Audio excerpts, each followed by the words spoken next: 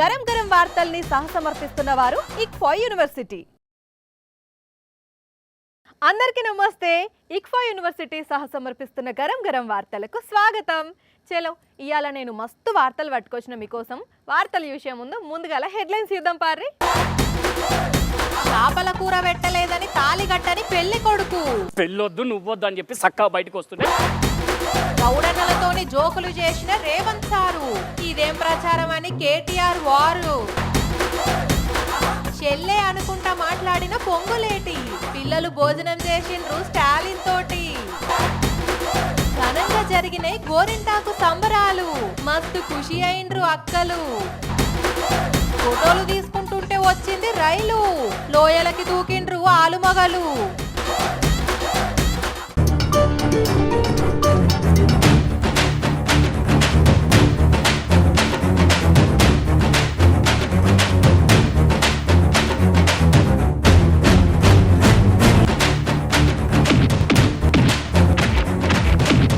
ఓరిని మన రాజేష్ గాడును ఇంకెవరో కొట్టుకుంటున్నారు కదా. ఒరేయ్ ఎవడ్రా నువ్వు? మా రాజేష్ తోని కొట్లాడుతున్నావు. ఇడువు ఎటు చూస్తాను ఒక ఆయన నన్ను కొడుతున్నాడు. అవు కదా. ఓరి వారి ఎవలసలు ఆయన ఎందుకు కొట్లాడుతున్నావు అట్లా? నువ్వు వాగు, నువ్వు మధ్యలో రాకు. ఇలా వీళ్ళ సంగతి ఏందో చూస్తావు. ఏమరా అంత ఉలగన్ లెక్క కనిపిస్తున్నారా నీకు? ఇడువు ముందా పొలగాన్ని. ఏమన్నా ఉంటే మాట్లాడుకోవాలి గాని లొల్లైంది అసలు. ఇడువు నువ్వు. ఇడిచే సవ్వాలే లేదు. ఏమరా నక్కరాలు చేస్తున్నావు నిన్ను. ఆగురా ఆగు. ఏడిపోతావురా? నా సంగతి తెలియదు నీకు. అసలు ఏం పుట్టింది నీకు? ఆ అవతారం ఏంది? ఆ పంచాదేంది? అవతారం కాదు, అవమానం. ఘోరమైన అవమానం. అవమానమా? అరే నా ఇజ్జత్ అంతా పోయిందంటే దోస్తుగాళ్ళు చుట్టపోళ్ళు అందరు నన్ను చూసి నవ్వుతున్నారు. ఎందుకు? నాకు లగ్గం ఖాయమైంది. ఇవ్వాలనే పెళ్లి. ఏందేంది? నీకు పెళ్ళా?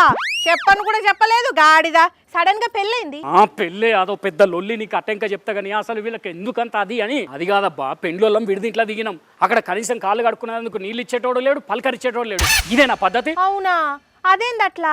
ఎవరో ఒక్కలన్నా ఎదుర్కోవాలి కదా. అరే కనీసం మా వాళ్ళకి తాగేటందుకు ఇంత ఛాయ్ అన్న పోయేలా గిదేనా మర్యాద? ఘోరం ఇదైతే. సరే పోనీ ఇదంతా అయిపోయింది వదిలే అనుకుంటే మేము పోగానే ఉప్మా పెట్టిర్రు. ఆ ఉప్మాలో ఉప్పు లేదు, నా జీడిపప్పు లేదు, మేమున్న రూమ్లో కరెంటు లేదు, ఓ పంక లేదు. దోమలు కుట్టి కుట్టి కుట్టి చంపి పెట్టినాయి. ఎన్ని కష్టాలు వచ్చినాయి రాజేషు నీకు.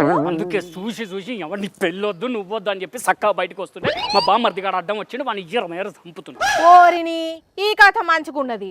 చక్కగా అరుచుకోలేదని పెళ్లి కాదనుకుని వస్తారా ఎవరన్నా? తప్పు కదా. అంటే ఇంతగానో అవమానిస్తుంటే అట్లనే చూసుకుంటుంటామంట. నేనుండా అందుకే బయటకు వచ్చిన. గిట్లా తయారైనవేంది నువ్వు? అరే నా మంటర మీద నేనుంటే బావా అనుకుంటూ వచ్చిండు. ఇయ్యర చంపు వదిలిపెట్టిన. అందుకే బామ్మర్ది గారు ఇందాక చూసింది వాడే, మా బామ్మర్దే. ఇదెక్కడి లొల్లిరో? మర్యాద ఇయ్యలేదని పెండ్లద్దనుకున్నావా? సేమ్ గా ఉత్తరప్రదేశ్ డియోరియా జిల్లా ఆనంద్ నగర్ గ్రామంలో పిల్లగాడు చేసినట్టే చేసినావు కదా నువ్వు కూడా. అక్కడేం జరిగింది? పెండ్లి విందుల మటను చేపల కూర పెట్టలేదని పిల్లగానోళ్ళు పిల్లతోని లొల్లి పెట్టుకొని పొట్టు పొట్టు కొట్టిండ్లట.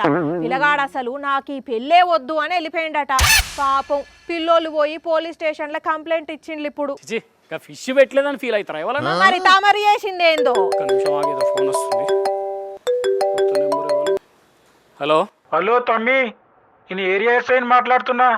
ఏం పెళ్లి చేసుకుంటున్నాను మోసం చేసిపోయినావట? నకరాలు చేస్తున్నావా? అయ్యింది పో, నీకు రోగాలు వండలే ఇక. నువ్వు ఉండవమ్మా. సార్ అదేం లేదు సార్, అంత తూచి సార్. ఉత్తగానే ఆ పిల్లంటే నాకు ప్రాణం సార్. ఇగో పెళ్లి చేసుకునేందుకు పోతాను సార్. ఉంటా సార్. ఆ ఉత్తరప్రదేశ్ వాళ్ళ లెక్కనే మా వాళ్ళు కూడా పోయి కంప్లైంట్ ఇచ్చినట్టున్నారు. నేను ఉంటాను, నేను పోతున్నా, నేను పెళ్లి చేసుకోవాలి. పో కానీ మటన్ కోసం మ్యారేజీ వద్దనుకున్నాడేందో, ఫిష్ కోసం ఫీల్ అవ్వడేందో. ఏ కాలమో ఏమో పోండ్రి. రేవంత్ రెడ్డి సార్కు కోపం వస్తే ఎంత సీరియస్ అవుతాడో, కూల్గా ఉంటే అంత జోకులు కూడా చేస్తాడు. అందుకే గౌడన్నలతోని భలే గమ్మత్తుగా మాట్లాడిండు. మస్తు జోకులు చేసిండు. ఇక సార్ ఎంత జోకులు చేసిండో కేటీఆర్ సారు దీని మీద అంతే సీరియస్ అయ్యిండు. ఎంత వస్తుంది 15 చెట్ల కళ్ళు? 40-45. కళ్ళు ఎంత నీళ్ళు ఎంత? 45లా. కళ్ళు ఎంత నీళ్ళు ఎంత? 45లా.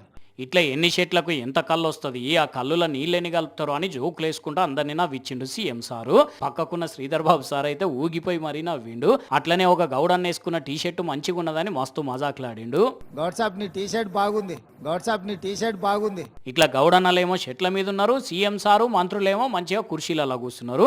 ఇక సీఎం సారు ఏది అడిగినా కూడా చెట్ల మించే సమాధానాలు చెప్పిండ్రు గౌడన్నలు. మరి ఇక అలవాటు ఉన్న పనే కాబట్టి వాళ్ళకి అంతసేపు ఆన్య ఉంటే కాళ్ళు నొచ్చినాయో లేదో మనకు తెలియదు. కానీ ఇక ఇదే ముచ్చట మీద కేటీఆర్ సార్ అయితే థాటెత్తు సీరియస్ అయ్యిండు. గౌడన్నలను చెట్ల మీద నిలబెట్టి జోకులేసుడేంది అని ట్విట్టర్ ఎక్స్ప్రెస్ వేగంతో రాసుకొచ్చిండు. మ్యాటర్ వీక్ ఉన్నప్పుడే ప్రచారం ఇట్లుంటది అనుకొచ్చిండు. ఇక దీని మీద కౌంటర్ ఇచ్చిన కాంగ్రెస్ వాళ్ళేమో ఇగో ఇదేం కథనో చెప్పాలి మరి అని అదే ట్విట్టర్లో ట్వీట్ ఇండ్రు.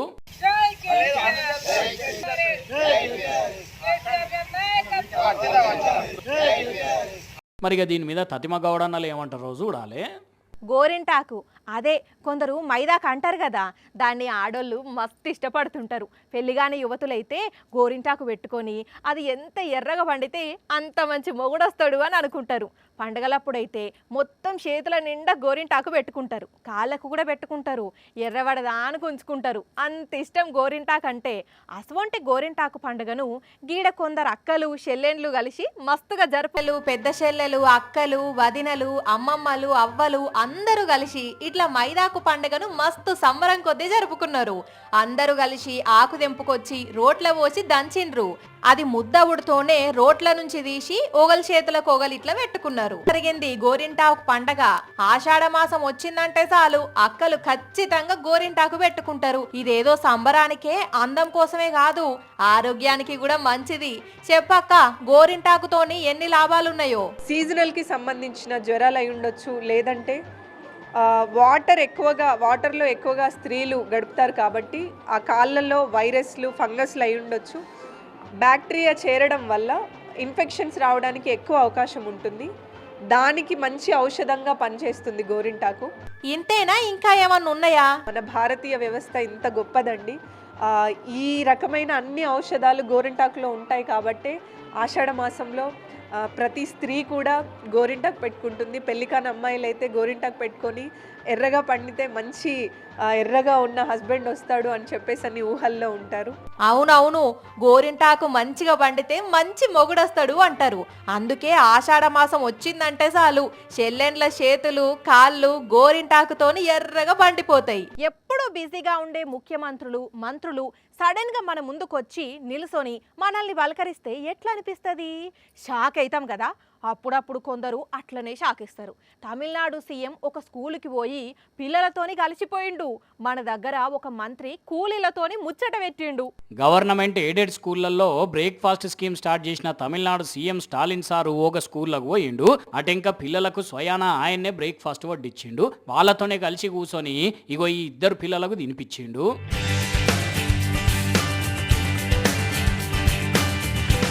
అటెంక సార్ కూడా అక్కడనే బ్రేక్ఫాస్ట్ చేసిండు. ఇక స్టాలిన్ సార్ను చూసి పిల్లలు అయితే మస్తు సంబరపడ్డారు అనుకోరాదండి.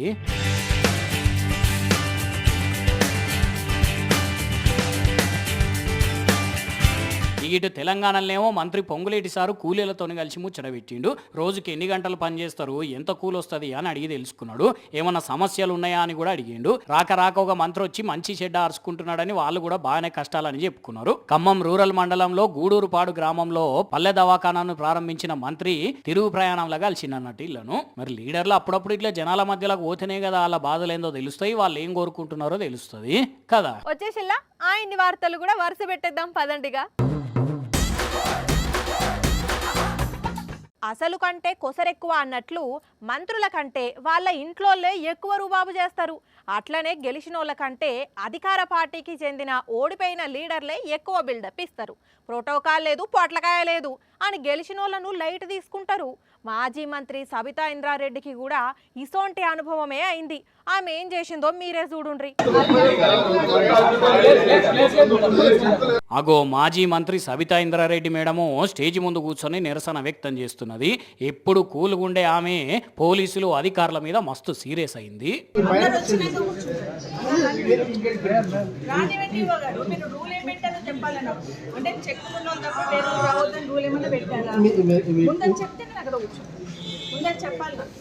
మరి అసలు లొల్లేందయ్యా అంటే రంగారెడ్డి జిల్లా కిల్లా మైసమ్మ కాడ ఆలయాలకు చెక్కుల పంపిణీ చేసేదందుకని కార్యకర్తలను ఎంట పెట్టుకొని పోయింది సబితమ్మ. అయితే చెక్కులు తీసుకునేటోళ్ళే లోపలికి రావాలి, కార్యకర్తలు బయటనే ఉండాలని పోలీసులు అడ్డం పడ్డారట. ఇక దాంతో సబితమ్మ కోపం వచ్చి కార్యకర్తలను ఎందుకు పంపించారు అని ఆ స్టేజ్ ముందు కూర్చొని కొంచెం సేపు నిరసన తెలిపింది. ఎమ్మెల్యేను పక్కన పెట్టి ఓడిపోయిన వాళ్ళతో చెక్కులు పంపిణీ చేసుడు ఏం పద్ధతి, ప్రోటోకాల్ పాటించరా అని గట్టిగానే వార్నింగ్ ఇచ్చింది సబితమ్మ. కానీ ప్రభుత్వ కార్యక్రమాలలో ప్రభుత్వ పరంగా ప్రోటోకాల్ పాటించాల్సిన బాధ్యత ఉంటుందని మరొకసారి ఈ ప్రభుత్వానికి విజ్ఞప్తి చేస్తా ఉన్నాను. అయినా ఎమ్మెల్యే ఉండగా ఆమెను పక్కకు పెట్టి ఓడిపోయిన వాళ్ళతో చెక్కుల పంపిణీ చేయించుడేందో కదా అనుకుంటున్నారట అక్కడ జనం కూడా. ఇక ఇన్ని వార్తలు చూసినాం కదా, ఇప్పుడు కొన్ని పొట్టి పొట్టి వార్తలు కూడా ధనాధన్ చూసేద్దాం పాండ్రి. అబ్బబ్బబ్బబ్బబ్బా, ఏం వాన ఎక్కడి వాన, హైదరాబాద్ రోడ్లన్నీ చెరువులైనాయి అనుకోరాదండి. ఇన్ని రోజులు అడపదడప శినుకులు పడితే మంచిగా నానున్న భూమి పైన గట్టిగా వర్షం దంచి కొట్టేసరికి కార్లు చిన్న చిన్న బండ్లన్నీ కాగితం పడవల లెక్కనే కొట్టుకుపోయినాయి. కృష్ణానగర్లో ఒక కారు కొట్టుకుపోయింది.